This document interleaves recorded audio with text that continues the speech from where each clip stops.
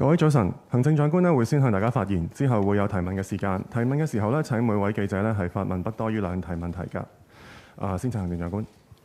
大家早晨。上星期三我發表咗我上任第一份施政報告。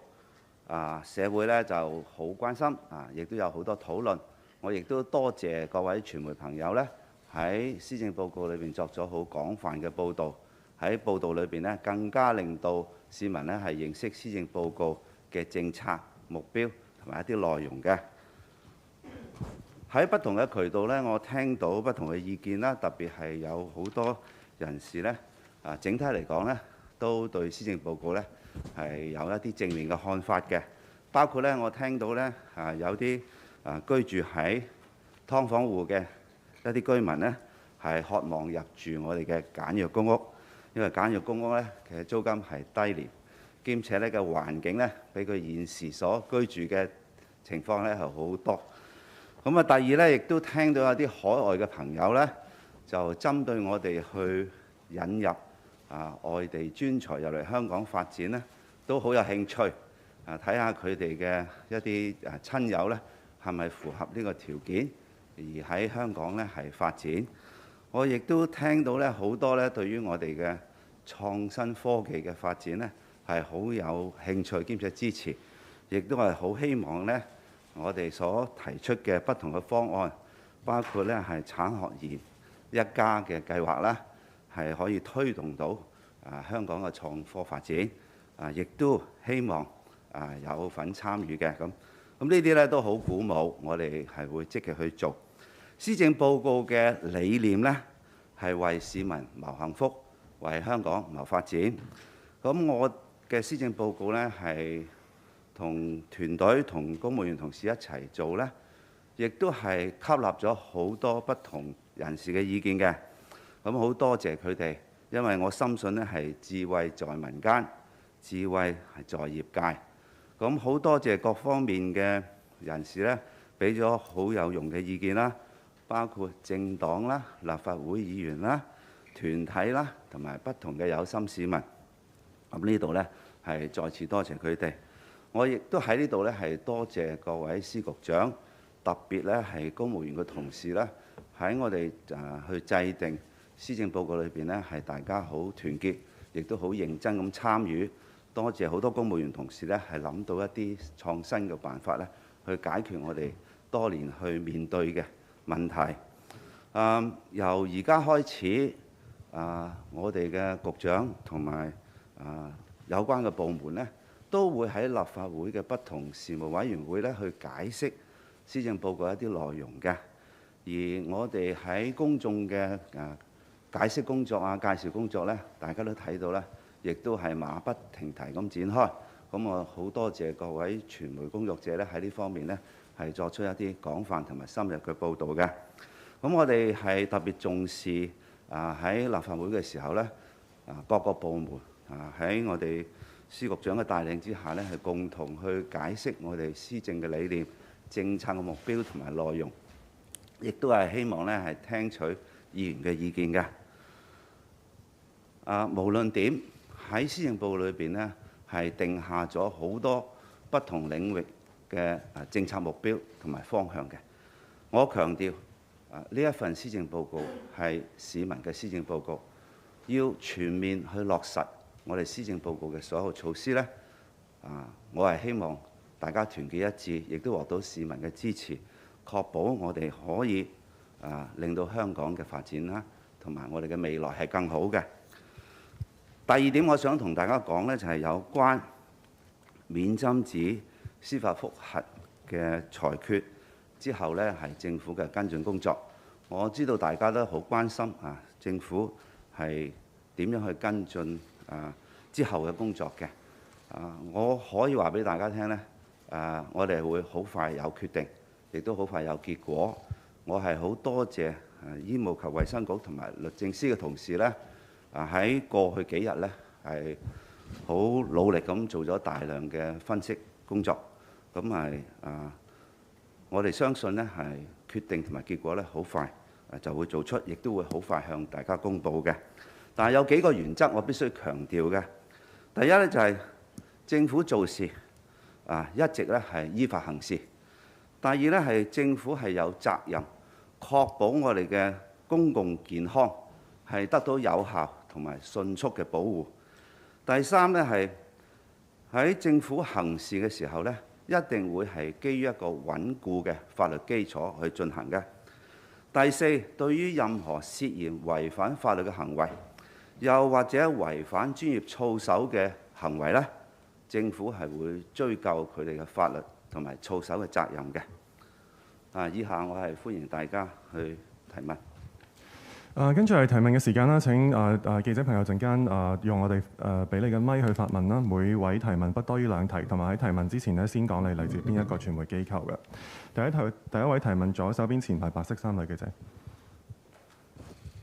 唔該，你好，嘅特首首先想問下咧，頭先都講到嗰個免針紙覆核案啦，其實政府會唔會提出緊急法，定係話係修改599 G 章啦？係咪即係變相承認當初嗰個決定係太過倉促啦？擔唔擔心俾人嗰個感覺係會輸打贏要啦？第二都想問翻，即係近日嗰個專子漫畫都好多次俾政府部門有批評啦，會唔會俾人感覺香港其實包容唔到唔同嘅意見啦？甚至特別係影響到一啲諷刺時弊嘅作品啦？最後都想問埋即係多謝你兩個問題，多謝你，唔該晒。唔該。好，有關司法覆核嘅決定呢，我都講，我哋會好快去做出，同埋會有結果，讓大家知道嘅。政府嘅行事呢，一定係依法去辦事。喺我哋政府作出決定嘅時候呢，我哋對於有關嘅條文嘅詮釋係我哋係認為我哋係按住法律嘅依據呢去作出措施嘅制定同埋決定嘅。咁當然法庭嘅裁決咧，認為法律條文嘅詮釋唔應該咁樣解讀咁我哋係而家知道法庭嘅一個裁決，亦都等於我講咧，律政司同埋醫衞局咧已經喺呢方面咧係努力咁作出咗分析，亦都作出咗建議。咁好快嘅決定咧應該就做到。由頭到尾亦都香港政府一直以嚟做任何事情都係依法行事嘅。另外咧係有關不同嘅人士表達意見，包括政府部門，我亦都喺其他場合提及過啦。每個人都可以對事物有自己嘅睇法。我哋去包容不同嘅睇法咧，係應該容許不同嘅人士都喺呢方面咧去行使佢呢方面嘅權利。咁呢個亦都包括政府部門嘅。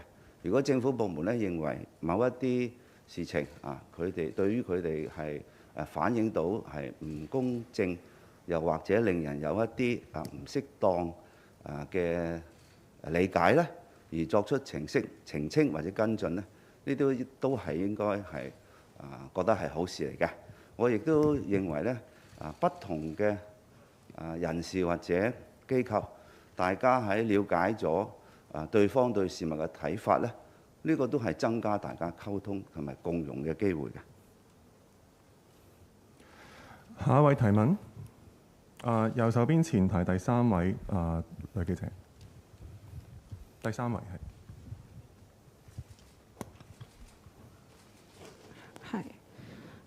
Hello, Mr. Lee, Hong Kong Free Press. First question, the Hang Seng closed yesterday at its weakest level since 2009 during the global financial crisis and also dipped it after your policy address. Analysts pointed to the Politburo reshuffle and the ongoing commitment to zero COVID policies. Do you agree? If not, what is to blame? Last week, a poll among Hong Kongers gave you first 100 days in office a 30% approval rating. Your policy address received a similarly low rating. What do you think these figures are not higher? Why do you think these figures are not higher among the public? And the minimum wage commission... Thank you for your 2 questions. Thank you. Okay. First of all, I think everybody knows that the global economic situation is in uncertainty, and there are very many factors affecting the outlook for economies around the world. It is important that we all pay close attention to the development of the economic market. What is important here for the government is to ensure that our systems run smoothly and effectively. We have been monitoring the situation closely.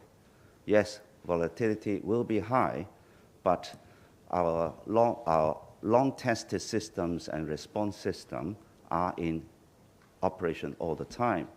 We have a strong response plan for different contingencies. Our monitoring of situation indicates that market activities have continued to go on in an orderly and smooth manner. This is a very important thing for the Hong Kong government. I would suggest investors to monitor the situation closely, assess the risks, and make careful decisions according to their own position. Government is very confident that the systems we have in Hong Kong is effective, resilient, and will be monitoring the situation so that we will ensure market order and market transactions will go on in accordance with what we expect. In regard to opinions about the performance of the government, of course, all comments or commentaries about government performance will be considered by me.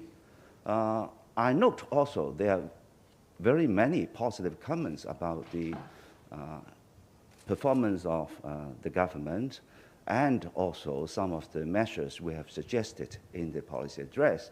As I have mentioned in my beginning in the Chinese speech, people are very keen, particularly those who are living in subdivided flats, to see how they can have a chance to move in our light public housing, which will immediately or very quickly help them to get away from the very undesirable living conditions they are facing every day. And there are also people who are very positive with the recommended measures, such as attracting talents from overseas. Some are very interested to know whether they are also benefactors in this for those who are now abroad. And of course, there are very strong supportive comments of developing Hong Kong into a technology and innovation hub. We will work very hard to ensure that all we have promised to do will be delivered. My team has been working hard to explain the different measures to society, and so far I'm pleased to see that in general there have been positive feedbacks. And of course, the demands are high for the government so that we will deliver what we have said we will do. 今日時間關係咧，我哋答多一位記者嘅提問嘅。